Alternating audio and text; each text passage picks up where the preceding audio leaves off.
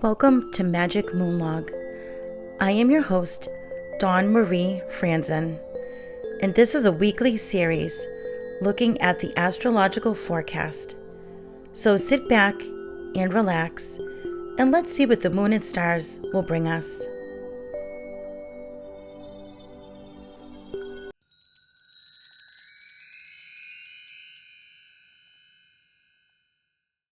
Hello everyone. Welcome back to Magic Moonlog. If this is your first time here, hi, my name is Dawn, and I do this weekly astrocast, which I'm having a really great time with. So I hope this meets with your expectations and that you come back every Saturday for them. Also, if you're new to the whole entire podcast and videos, I also do monthly shows which I talk about other subjects in the world of witchcraft and magic. So anyway, it has come to my attention that last week's video for Magic Moonlog was a little messed up. So apparently the video track and the audio track didn't line up very well. So in other words, the sound wasn't going along with what you saw me saying in the video.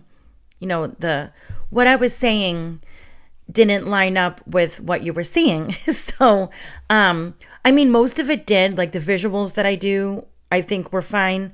It was just that, when you watch a movie, like an old movie or a TV show, and the mouth doesn't match up with the words, that was kind of like what it was like.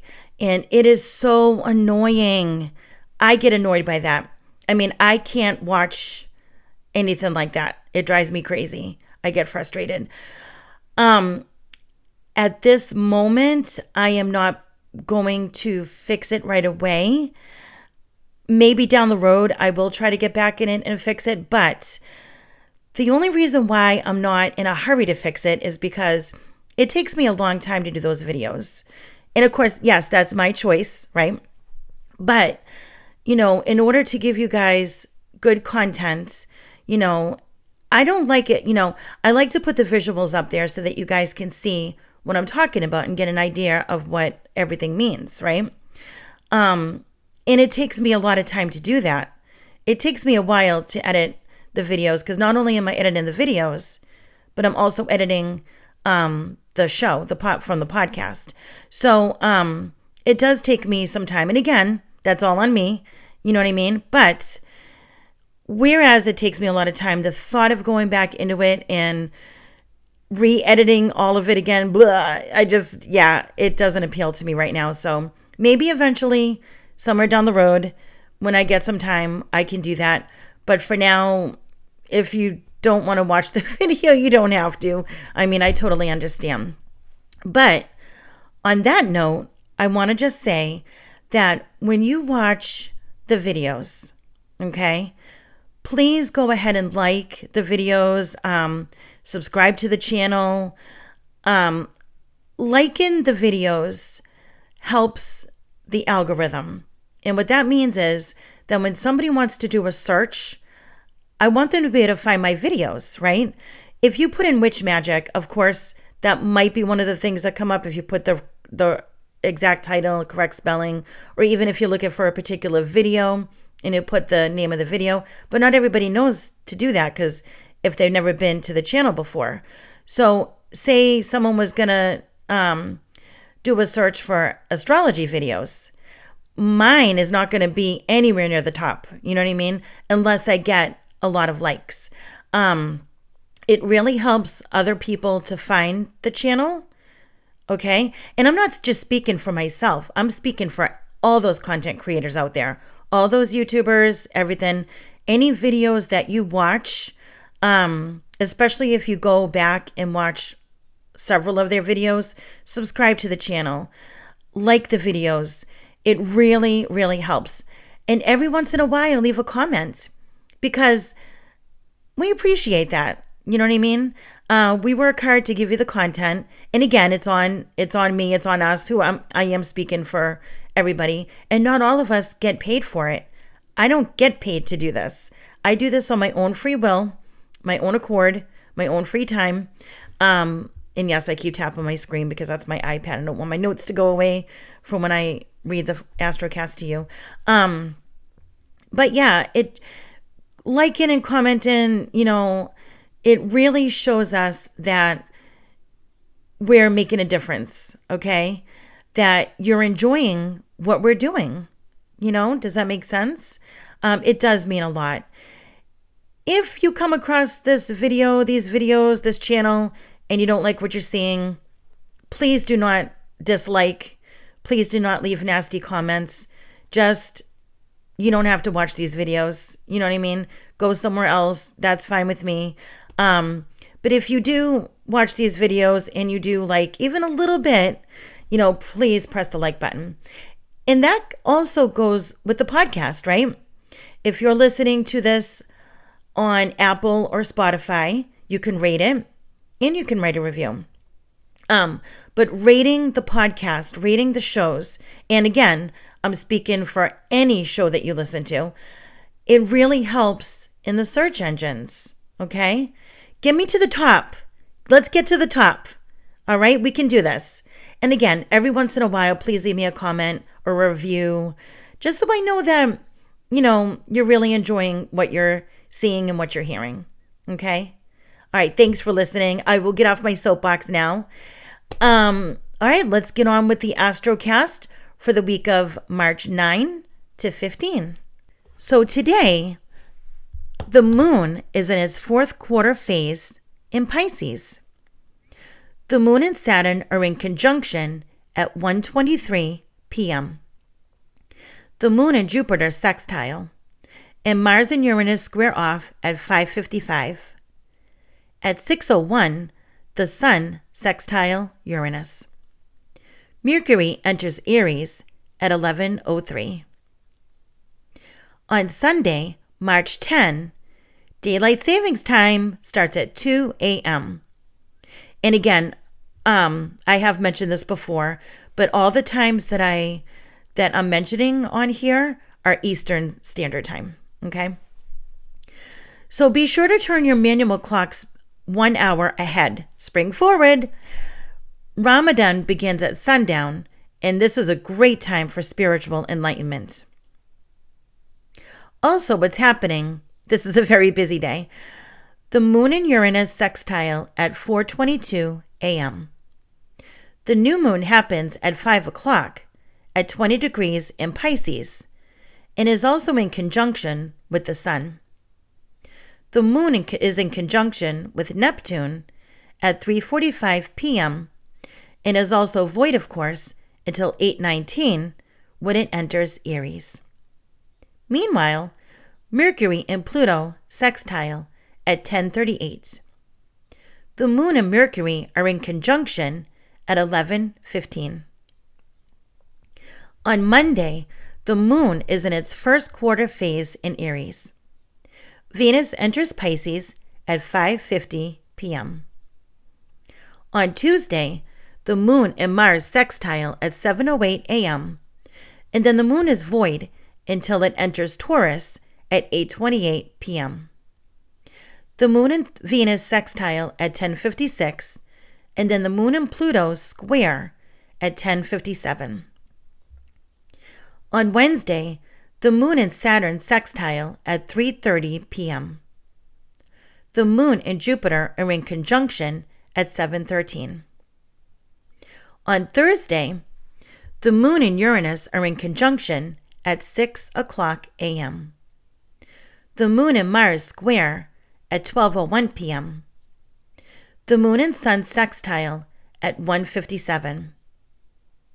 The moon sextiles Neptune at 6:29 and is void until 11:16 when it enters Gemini. On Friday, the moon and Pluto trine at 2 o'clock a.m. The moon and Venus square at 6:59. The moon and Mercury sextile at 6:11 p.m. The moon and Saturn square at 8:06. So that was kind of a quick run through of the Astrocast. So a look into this week. This weekend will be a time for dependability, cheerfulness, and original thoughts. Mercury in Aries is a true indicator of ideas. People will appreciate you being open and honest. Use daylight savings time to change something you don't like. Using divination tools while the new moon is in Pisces could prove to be beneficial. And, of course, the new moon is always a great time to set your intentions for the month. This weekend is also a great time for revitalizing and getting small tasks done quickly and enlightening discussions. For the rest of the week, your intuition and compassion and overall ethereal quality could draw others to you easily. Being nervous and affectionate could come into play. Try to make as few demands as possible on yourself and on others. Midweek, you might find it easy to be optimistic and help those in need. You may have high hopes, be impulsive and creative on Thursday. You might want to relax with friends on Friday, and you may develop quick thinking. All right, there's my advice for the week, and let's go to the spell of the week in Llewellyn's, which is Spell a Day Almanac. Magick Moonlog is sponsored by Life Changing Energy. They've got yoga outfits and all kinds of other clothing, jewelry, and healing tools. Take an online course. I took my course with Vicky Gold and am now a certified crystal and chakra healer. Please visit lifechangingenergy.com and use the promo code MAGIC7. That's Magic with a K, number 7, for 7% off your purchase. And now back to the show. And this is called Make a Balance Ladder. And let's see, it's on page 57. And if you have this book at home, you can follow along. It's on page 57. All right, and it's for Wednesday, March 13. And the color of the day is yellow. And the incense of the day is bay laurel. Witches' ladders have been employed by magic workers since at least the 17th century. They are made with rope, often 3 feet long. Tied into the rope every few inches are knots, feathers, sticks, hair, fur, and all manner of charms, stones, and baubles. Witches' ladders are used for protection, summoning, sending messages to spirits, and warding off onlookers. This take on a witch's ladder helps create balance. First, get 36 inches of rope or twine. Collect items representing balance for your life. These can be anything: a coin for continued wealth, acorns for timely growth, a feather for spontaneous flights of fancy, a red clown nose for laughter, herbs from your window box for abundance, a train ticket for travel, or a key symbolizing a safe home. Tie the items to the rope from bottom to top. If everyone in the household is participating in the magic, create this together. Hang the ladder in a conspicuous place. If the ladder is for personal use, hang it in a secret place where only you can see it. And that is written by Phoenix LaFay and Guyon Raven. All right, now for the Everyday Spells card. I know you guys love this so much. I love these too. These are great. All right, this one is for tranquility in the healing spells. You will need 1 stick, 7 leaves from an ash oak tree, and several stones. This spell is useful for inner peace. For this spell, take a walk in the woods. Take the stick and draw a circle on the ground, marking 4 directions: north, east, south, and west. Arrange the stones and leaves in the center of your circle. Repeat the following mantra. Good luck rises for me in the east. My music rises in the south. My wishes rise in the west. From the north, peace and calm will come to me. My dreams will come true, and so it won't be. All right. And as usual, I would take a picture of that and put it on the Facebook page. And now let's get into the oracle reading. So this deck is the Oracle of Light and Dreams, and it's by Scott Howden. And I have not read from this deck in some time now. So this ought to be interesting. And as always, we do want it to kind of correlate with what we're talking about, like what this week is going to bring as far as like the Astrocast and everything. So let's hope that we get a good reading, some good guidance from it. And I don't know how you guys shuffle your cards. I shuffle mine like regular playing cards. I know some people do it from the top, but I've tried doing it that way. And even though the cards are a little bit bigger than playing cards, and it, you know, you have to really get your hands around them to shuffle it this way. I just can't grasp the other way for some reason. I don't know. All right, and a card just jumped out. Okay, so this is what the back of the cards look like. Pretty nice, huh? Beautiful. And we've drawn the card of red. Okay. And the card is number 14. So I will look that up in the book. And let's see what this is about. All right. Red. And the affirmation says, be gentle. And key words to this card are strong, kind, considerate, and tender. The horned, red-haired creature has a special affinity with the animals of the forest. Deep in the woods, the robin and the squirrel rest with him for a while. They feel safe to whisper their fears and secrets to him. The animals are calm and at peace, sensing his gentle and loving nature. Through quiet observation and with compassion and awareness, he is attentive to their needs and has become a comforting ally and friend, always ready to aid and protect. Gentleness consists of being kind, considerate, and amiable. A gentle person is aware of the needs of others and less prone to reactive behavior. By expressing attributes of gentleness, such as smiling, displaying warmth, and showing kindness and goodwill, we invite the trust, friendship, and love of others. And here's a quote that says, gentleness is strength under control. It is the ability to stay calm no matter what happens. And that quote is written by Elizabeth George.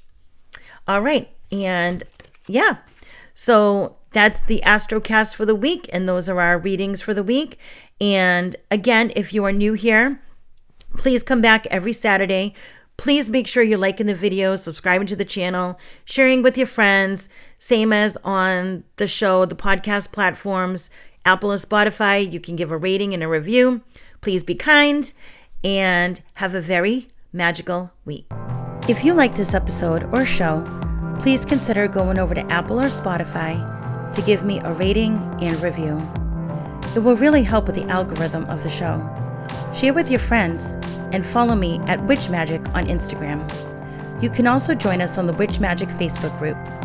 If you would like to support the show even more, you could check out my Patreon and Ko-fi pages and join the tier of your choosing and budget for extra perks, as well as helping me maybe get a cup of tea. Thanks, everyone.